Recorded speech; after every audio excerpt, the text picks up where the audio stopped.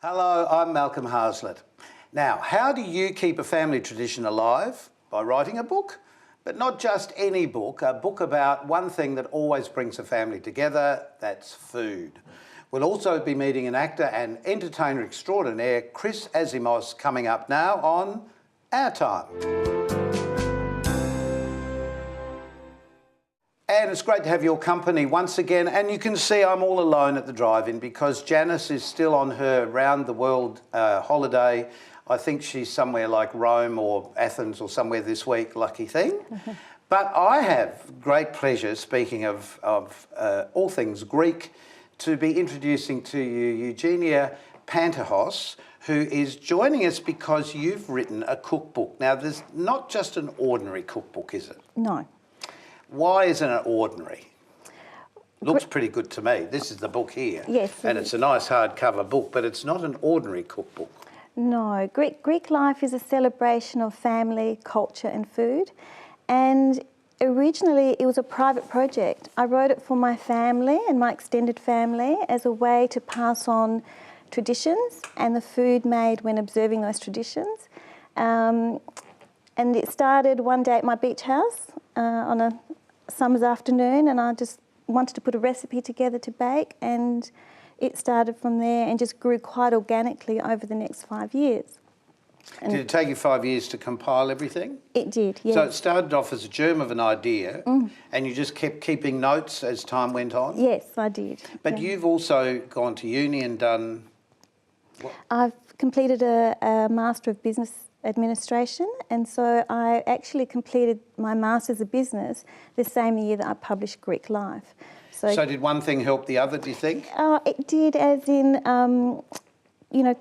understanding the market for it. So what was going to be a private book actually became a commercial project because as I shared the idea for my book, people shared interest in it and thought, well, that would be wonderful. And so I serendipitously met an editor at a cafe just when I had put the book aside and thought, well, what shall I do with it? And I met my editor, Melissa, who then looked at the book and was pleased to edit it for me. And so therein commenced this process. The editing took about a year back and forth, and through that time I was able to then consider the project in a more strategic way and to develop partnerships and marketing concepts and sort of really exploring where it is that I could take Greek life. Well, there's some great photographs in the book. I'm just very impressed with there's one of my favourite things.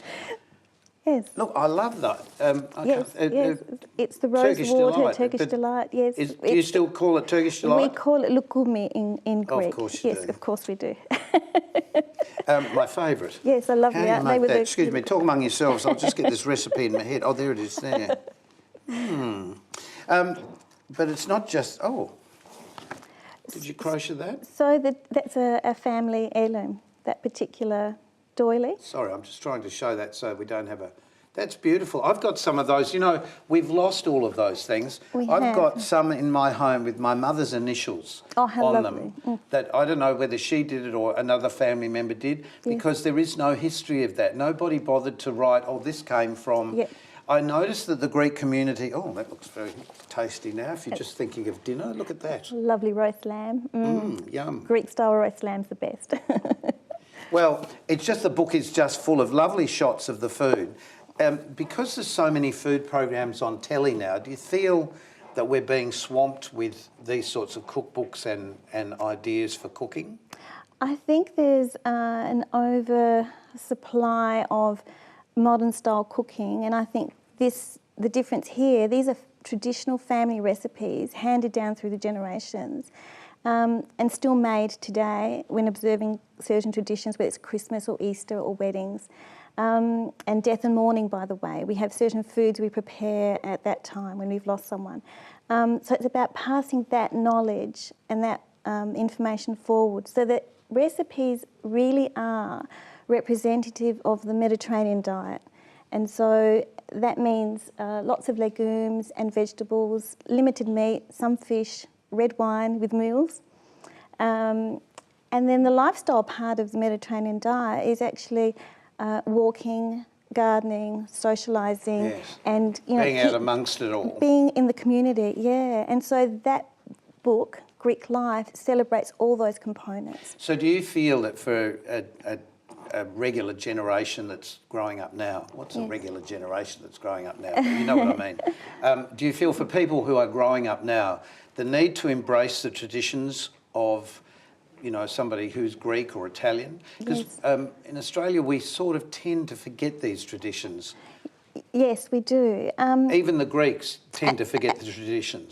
Absolutely. It's interesting. I had a lady that reached out to me one day to tell me that her 17-year-old daughter actually has Greek life by her bed. That's how much it means to her. And I have another beautiful story of a lady in Perth who lost her mum when she was 14, and as an adult at the age of 40, described my book as the bridge that built that gap between the time that she lost her mum to her adult life, and she feels really equipped to celebrate her Greek culture. I guess with families, more families working now, being part of just a way of living, the time to sort of hand down those things is probably very limited for modern women, modern Greek women. Yes, absolutely. Is it really coming from the grandparents, which in Greek, grandma is... Yaya and Papu. Okay. Well, so Yaya's not handing down the Greek traditions anymore, maybe, or this is going to help them to do that? This will help them to do that. So for the modern grandmother, the 50 to 60-year-old, they've embraced that book because it gives them now permission. They've got a tool as such to actually have conversations around their own table. And so I couldn't have imagined just how popular the book has been and how meaningful it has been for not just my family, but for families elsewhere. So an example... Well, it's a beautifully presented book. Thank you. I mean, it just sounds like I'm doing an ad for it, but it is. It's a beautifully presented book. Thank you. And I would imagine someone would have it with great pride in their kitchen, because that's where a book like this really belongs, isn't it? Yes. It's usually in the kitchen or in the living room on the coffee table. People who have embraced my book actually send it overseas. I've had orders directly from overseas, from many continents, ordering it direct from me, and I have developed relationships with about 30 stockists nationally. Well, I love your story because it's what I think we as human beings all need to be able to do.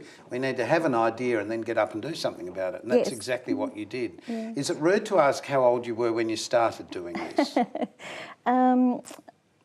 47. I thought you weren't even 47 yet. What do you mean you started at 47? That's brilliant. Thank you. But before that, you'd never thought of putting a book together? Well, it's interesting. So over the years, I was that child in the family that, you know, when our parents started sharing stories, because it actually starts off with a story of migration and a story of family before it goes into food. And I'm that child that would write down on the back of envelopes or serviettes or anything the family information, the history. And so I've got a pile at home about that high of our family history. And so it was a natural progression. Well, you have some grown-up children. I do, yes. I have 3 daughters, 26, 24 and 19. So how have they responded to Mum writing a book like this? They love it. Do they actually cook themselves? They do. Are they using these recipes? They use some of those recipes and they create some of their own. So they've got those skills, which I'm really proud of. So in your culture, do you feel now that you're more Australian or more Greek? It's a really good question. So Australian, but growing up with Greek life. So that's hence the title of the book. When I showed my dad the title of the book, he says to me, Greek life?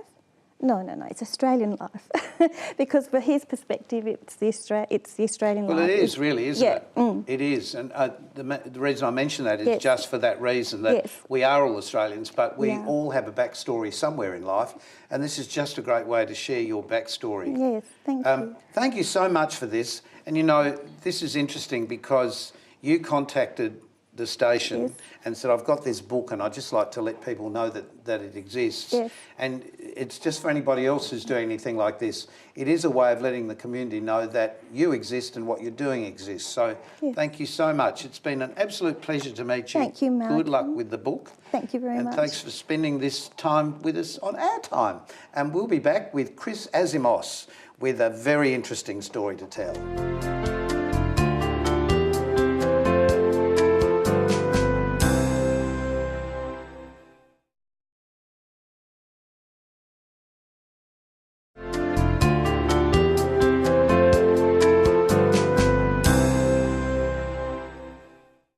Welcome back to Our Time. Here I am alone at the drive-in, as I have been for the last two shows, because Janice is on her holidays overseas at the moment. And I just thought you might like to meet this fella. His name is Chris Asimos. He's an actor from South Australia originally. But it was interesting talking to our last lady who's Greek, because that's your background. That is, yeah. Did you write a Greek cookbook? No, but you could. No, I could. You could. I'm a man of many hats. You are, and I'm glad you said that. Let's go back to the very beginning of your life. Beginning. Did you show signs of being an actor when you were young? Well, at an early age, I was told that. I'm sure you were told. I was told at an early age. Sorry, let me rephrase that. I was told that when I was young. Yes, that's a better when way. When I was early in age. Yes. I would. When you were free. Yeah, exactly. I would just turn the radio on and start, dancing around the house. Nothing really has changed that much. And now you do it in a way that we can talk about later. Yeah. But so the acting side of your life began. I'd say it really kind of started when I was in second grade at primary school. We had the school assembly, and every year has to do a performance, and we did a performance. I was part of an El Mariachi band, and I think I got up there, and I don't know what it was. It was just the euphoria of being in stage and having like an audience cheer for you. But I absolutely loved the feeling. It was thrilling just to be up there and people enjoy what I was doing. And I think I liked the fact that people enjoyed this and that I was taking people on this. I know it sounds pretty deep, but this journey, whether that be a journey of an emotional journey or an exciting journey, or just sending them home. Just sending them home because they were bored and needed to get out of there. But I like the fact that people responded this way and they liked what I did. And actually, that's the secret, I think, for all performers. So many people sort of think it's about. Before they are working performers, they think it's all about them. Oh, I love being up in front of people, but it's actually the other way around. Yeah, you totally. really do it for the response. Yeah. Not for their response to you, but I mean, it's still a bit of a selfish thing, I think. Well, it might be with you, but it's clear that we actually both know each other quite well, Chris and I. So. I wouldn't say that well. I'd say acquaintances. Okay. Well, I saw you walk down the street yesterday. But just moving on. So you went to. Obviously, to acting school, so that you could develop your skills. I did. I went to Actors Inc. And that's really, I guess, that's where I learned, the foundations of acting. That really built my acting skills, which helped me audition for the Flinders Drama Centre, which is... How many years did you do there? Flinders Drama Centre is 4 years, full-time acting, 9 to 5.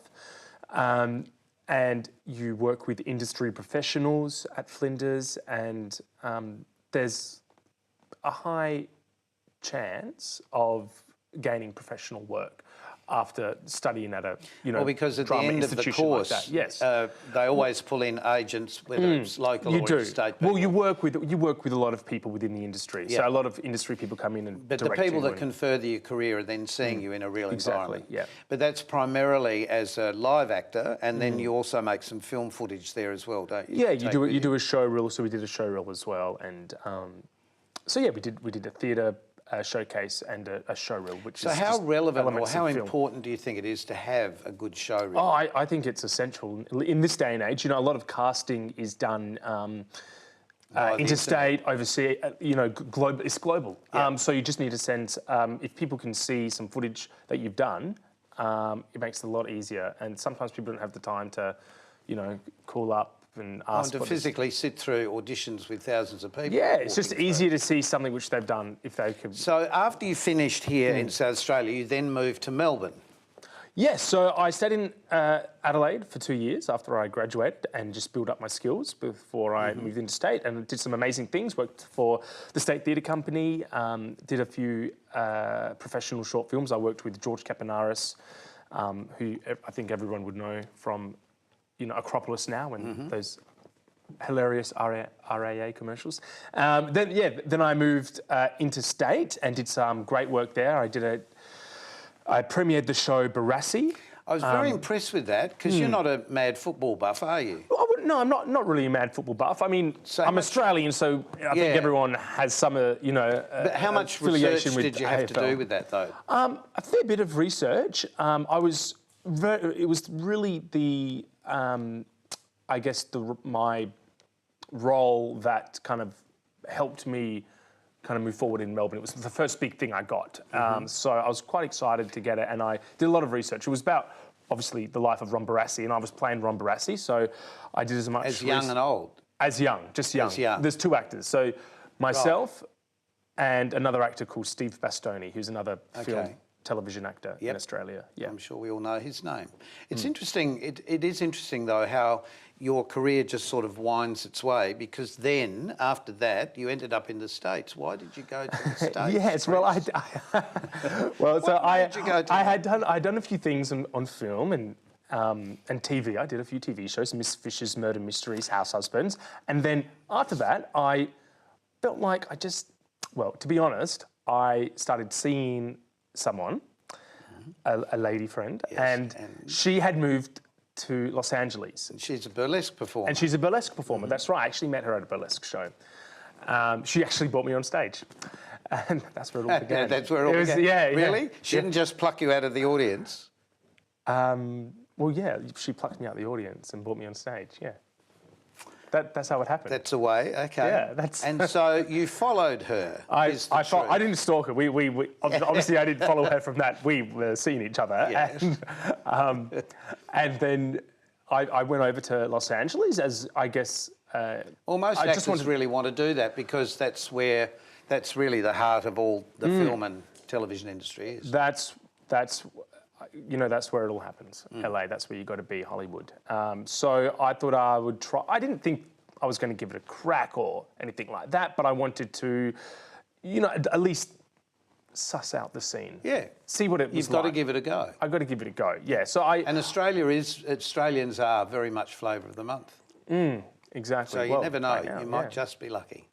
But then you didn't stay there. You moved on. Well, I... Let's went just to move LA. Let's move to Vegas. Let's move to... We went to Vegas for the weekend because I was looking at... Yeah, LA was fun. It was a weekend in Vegas. It was a weekend in Vegas. It was very spontaneous. It was like, let's just go to Vegas for the weekend. And it was fantastic. The lights, the shows. And I saw a big sign for Thunder from Down Under.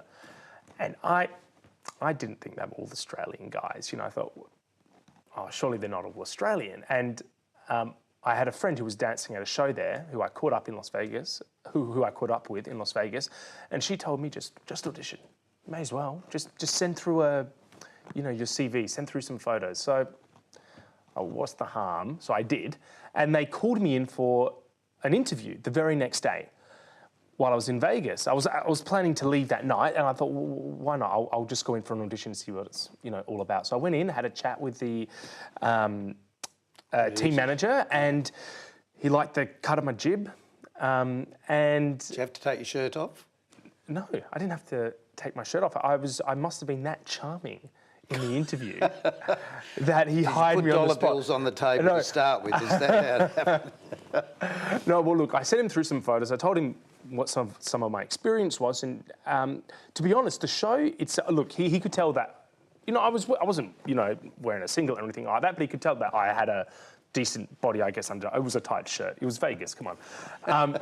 And the show really is about this. It's not the best dance moves. they're not the best dance moves, but it's entertaining. And what they're looking for is just authentic Australian blokes who have a personality, who can, you know, chat, who can talk to people after the show.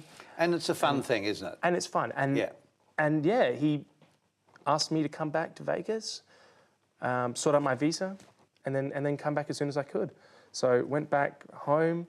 I finished filming a TV show, which was called Danger 5. It's a action comedy on SBS. Yes. It's on Netflix now, by the way. Yes. I've seen it. There's some very funny characters that you play in that. And then I went back to Las Vegas on Christmas Day 2013. And you stayed for a little over a year in the show? Yeah. Just How many shows a week did you do? There were minimum 7 shows in Las Vegas, so maximum was 13 shows a week. Oh, gosh, that's a lot. Yeah. But is that like 2 a day? There was most days, I mean? 2 Thursday, 3 Friday, 3 Saturday, 2 Sunday, Monday, Tuesday, Wednesday. And the girls go crazy. Yeah, it was good. So it was good crowd. So what you did when you were 3 years old, performing for the family at home, it just became a wider audience. Yeah, that's it. It's the same dance moves. In your nappy at home, just became the same. Who would have thought? Who would have thought? I was always quite a reserved, you know, individual. I mean, look, if I had it my way, I probably would have, you know, toured Shakespeare around if I could, but the roles weren't coming in, and this just happened to. I actually know that about you. I mean, you've got a great personality, and you're a really good performer, and you really engage people. We worked together last Christmas, and people just went crazy for this man, and he was playing primarily to kids and families, and you were hysterical, and very athletic, and it was just great to watch your work. But you're doing a whole lot of other stuff, including going back to where you sort of first started at Actors Inc. Yeah, I'm helping out and assisting at Actors Inc. Just helping run the drama school at the moment, and doing a bit of teaching there as well. So teaching some of the kids. So you've really got a well-rounded understanding of the entertainment industry. That's the interesting thing. I think as long as I can work within the industry, I'm happy. I think everyone starts off, you know, reaching for, you know, glitz and glamour, but, you know, I wouldn't say I've had a taste of, you know, the best or anything like that, but I've seen what it's like. You've seen a bit of everything. I've seen a bit of everything. And you did end up with the girl. I did end up with the girl, yes. And we'll be back in a minute just to continue that conversation with a little bit more history of Greece, I think, with Greek life as well. Have you seen this book?